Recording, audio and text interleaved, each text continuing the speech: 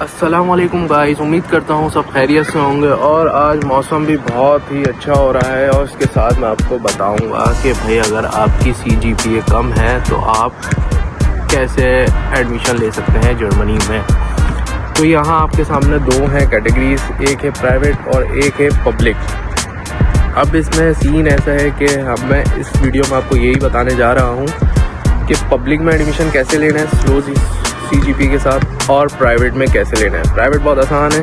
Private में हम पहले पब्लिक को डिफाइन करेंगे फिर प्राइवेट को। तो चलो शुरू करते हैं हम अपने इस व्लॉग।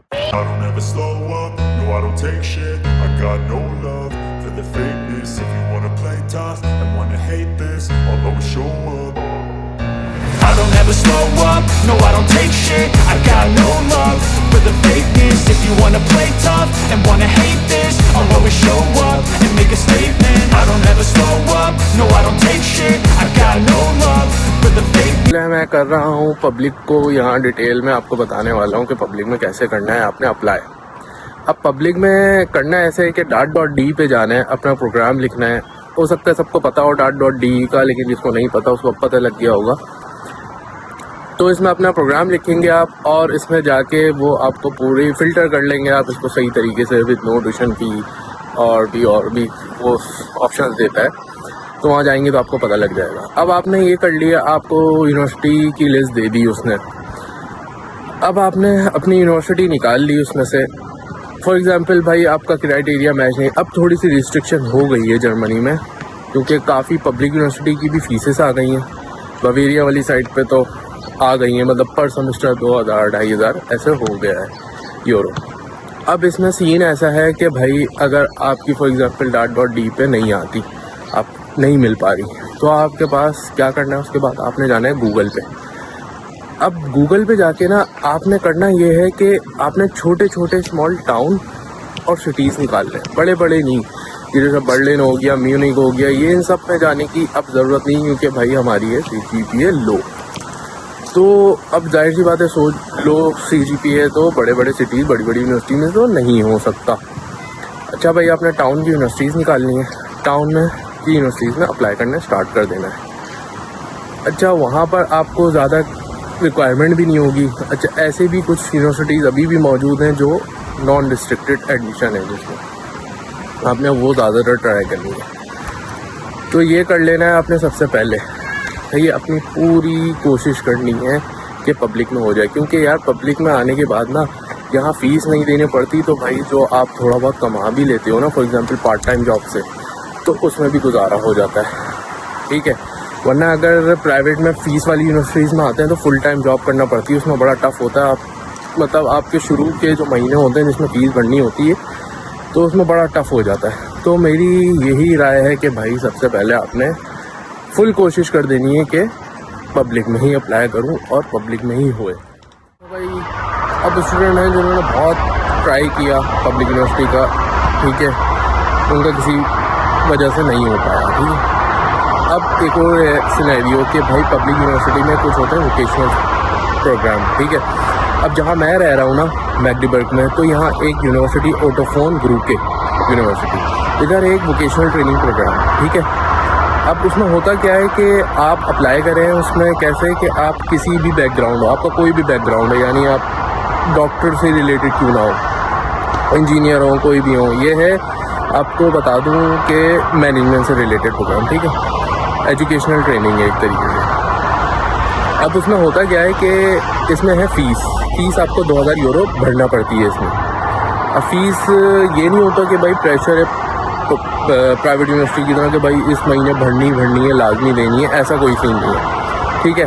तो इसमें एक तो ये नहीं है, और दूसरा ये है कि यहाँ आए 2000 यूरो भर के आप, और यहाँ आके आपने प्रोग्राम चेंज कर लिया, क्योंकि वो अपनी यूनिवर्सिटी चेंज कर ली। क्योंकि यहाँ आके जब आप मिलते हो ना लोगों से, तो आपको बहुत सी चीज़ें पता लगना शुरू हो जाती हैं कि भाई अच्छा ये सिटी था, ये टाउन था, यहाँ पे भी यूनिवर्सिटी यहाँ पे भी हो सकता था, जो मुझे पाकिस्तान में बैठ के नहीं पता लगा। तो यहाँ के मैंने बहुत से स्टूडेंट को देखा है कि भाई इस प्रोग्राम में आए और उन्होंने आके इसमें अपने यूनिवर्सिटी चेंज करवा ली। तो आप लोग भी कर सकते हो ऐसा, ठीक है। पहले तो ट्राई करो पब्लिक यूनिवर्सिटी का, अपने डिज़ायर एरिया जो आपका है एजुकेशन से रिलेटेड आपका बैकग्राउंड, उसमें ट्राई करो। अच्छा भाई, इसमें आइल्स की ज़रूरत होती है 6 बैंड्स आपको लाने, और 6 बैंड से ऊपर लिया हो तो और अच्छा है। नॉन रिस्ट्रिक्टेड है, कोई रिस्ट्रिक्टेड नहीं है, इसमें रिस्ट्रिक्शन नहीं है, बस आप इनकी रिक्वायरमेंट्स को पूरा करो और आपका एडमिशन आपके पास आ जाएगा। ठीक हो गया, तो ये एक दूसरी चीज़ हो गई। अब आ गए जाते हैं हम प्राइवेट की तरफ। ठीक है, तो चले हम प्राइवेट की तरफ चलते हैं, लेकिन थोड़ा सा भाई का हाथ दर्द हो गया तो कहीं और लोकेशन पे जाते हैं और प्राइवेट की डिटेल बताते हैं।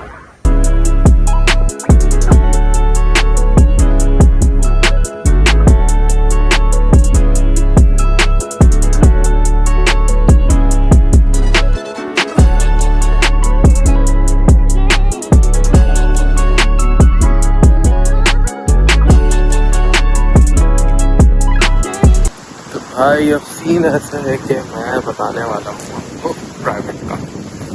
तो प्राइवेट में ये सीन है कि भाई मैं भी प्राइवेट में हूँ। प्राइवेट में आके आपको पहले ही बता दूँ कि डबल मेहनत करना पड़ती है पब्लिक से ज़्यादा, क्योंकि आपके ऊपर प्रेशर रहता है कि मुझे फ़ीस भरनी है।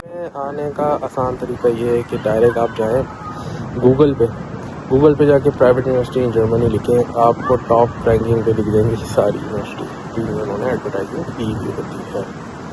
अच्छा भाई, अब प्राइवेट में एडमिशन लेते वक्त आपने भाई पहले ही बता दूं कि कंसल्टेंट के पास मत जाना। भले पब्लिक में अप्लाई करो, प्राइवेट में करो, किसी चीज़ में भी करो, कंसल्टेंट के पास मत जाना। कंसल्टेंट के पास जाओगे पूरा केस बिगाड़ देगा वो आपका। अच्छा, प्राइवेट में बहुत इजी है। आपने गूगल पे गए, उनके यूनिवर्सिटी की वेबसाइट पे गए, यूनिवर्सिटी की वेबसाइट निकाली आपने।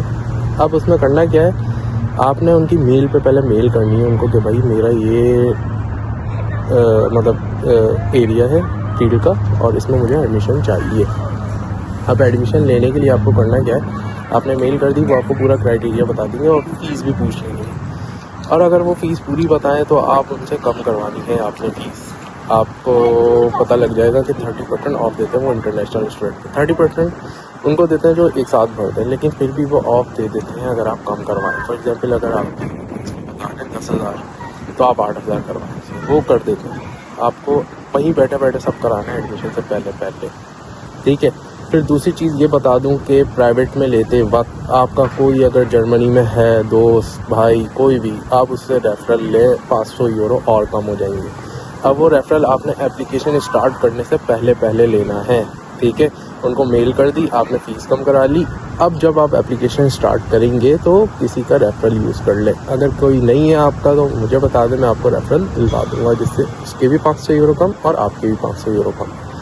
ठीक है, अब आपने एप्लीकेशन भर दी, वो आपको देगा एक अनकंडीशनल लेटर और बोलेगा कि भाई 2,000 यूरो फ़ीस हमारे बैंक अकाउंट में डाल दो, तो हम आपको अनकंडीशनल लेटर दे देंगे। सॉरी, मैंने वो कर दिया, वहाँ पर आपको कंडीशनल लेटर मिलेगा, फिर आपको अनकंडीशनल। तो ये सीन है, बहुत आसान है प्राइवेट का। तो प्राइवेट में लेना है तो कंसल्टेंट के पास तो बिल्कुल भी मत जाना, बहुत आसान है प्रोसेस सब चीज़ों का। ठीक भाई, तो इस पूरी वीडियो का अगर हम कंक्लूजन निकालें तो मैं फिर बता रहा हूँ कि सबसे पहले तो कंसल्टेंट के पास नहीं जाना। दूसरी चीज़ ये है कि उसके बाद करना है आपने सबसे पहले पब्लिक में करना है, ये याद रखना। पब्लिक को पूरी कोशिश करता हूँ देर से आना है यार, कोई मसला नहीं है, देर से आ जाओ भले, क्योंकि यहाँ आके आप ये तो करके आओ कि आप मेंटली सुकून में हो, सब चीज़ें हो आपके पास, जैसा आपने सोचा था वैसा हो। तो देर से आने में कोई मसला नहीं है, लेकिन आपने तरीके से आना है कि आप सबसे पहले, आपको दिल में कोई बात ना रहे कि यार मैंने इसमें कर लेना चाहिए था। तो भाई सबसे पहले पब्लिक में करना। नहीं होता फिर तो वो है ना यार कि हमने किया था नहीं हुआ, फिर वोकेशनल ट्रेनिंग की तरफ आना है। वोकेशनल ट्रेनिंग भी ना हो तो प्राइवेट की तरफ आना है।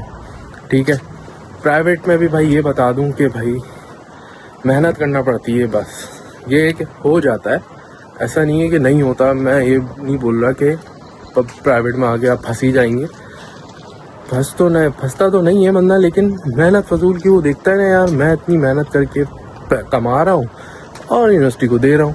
अब पब्लिक वाला मेरे साथ आ रहा है, वो प्राइवेट को सिर्फ कर रहा है अपना पार्ट टाइम जॉब और उसका सारा खर्चा भी निकल रहा है और वो आराम से अपनी ज़िंदगी भी जी रहा है, पेपर दे देता है। पेपर है बस हार्ड पब्लिक में, ठीक है, लेकिन वो इतना कोई मुश्किल बात नहीं है, पर पेपर तो हम पाकिस्तान में भी देते रहते थे। तो भाई ये डिफरेंस है प्राइवेट में और पब्लिक में। कि पब्लिक वाला बच्चा जो है पार्ट टाइम जॉब से भी अपना खर्चा पूरा कर लेता है और अपनी पढ़ाई भी मैनेज कर लेता है और घूमता फिरता है। अब प्राइवेट वाले को करना पड़ता है फुल टाइम काम और फीसेस निकालनी होती है, घूमने फिरने में भी थोड़ी सी अपना हल्का हाथ रखना पड़ता है। तो भाई ये थी मेरी वीडियो, उम्मीद करता हूँ कि सबको समझ में आ गई होगी। और जो इसके बाद अप्लाई करने वाले हैं तो उनको बेस्ट ऑफ लक। सबसे पहले आपने फिर बोलूँगा कि पब्लिक में करना है। तो यहीं मैं अपनी वीडियो को ख़त्म करता हूँ, एंड करता हूँ। अल्लाह हाफिज़, मिलते हैं नेक्स्ट वीडियो।